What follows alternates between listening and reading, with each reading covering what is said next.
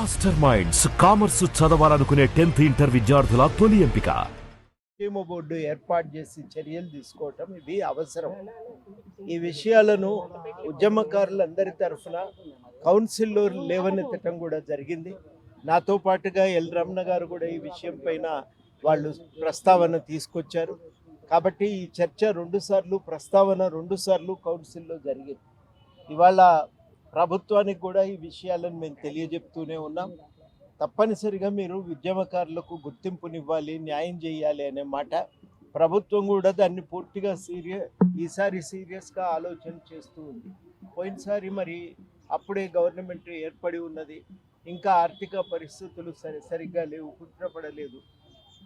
ఈ నేపథ్యంలో ఇవాళ అందరం కూడా కోరుకునేది ఏంటంటే ప్రభుత్వ ఆర్థిక పరిస్థితి అందరికీ అర్థమవుతూనే ఉంది. కానీ ఈ గుర్తింపు నుంచి మొదలుకొని ఆర్థిక సహాయం అందించడం అనేది ఒక ప్రక్రియ.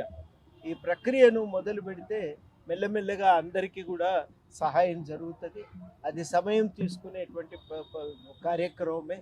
కాబట్టి ప్రభుత్వం ఈ కార్యాచరణ మొదలు పెడుతుందనే విశ్వాసం మా అందరిలో ఉంది. అందరం కూడా ప్రభుత్వానికి చేసే విజ్ఞప్తి ఏంటంటే ఈ విషయం మీద ఒక ప్రకటన వస్తుంది జూన్ 2న అనే కోరిక అందరిలో ఉంది.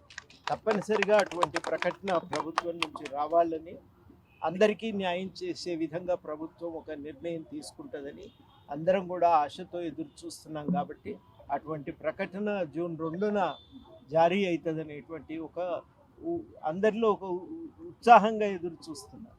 ఎవరిని కూడా నిరాశపరచదనేటువంటి విశ్వాసంతో జై తెలంగాణ. మాస్టర్ మైండ్స్ కామర్స్ చదవాలనుకునే 10th ఇంటర్ విద్యార్థుల తొలి ఎంపిక.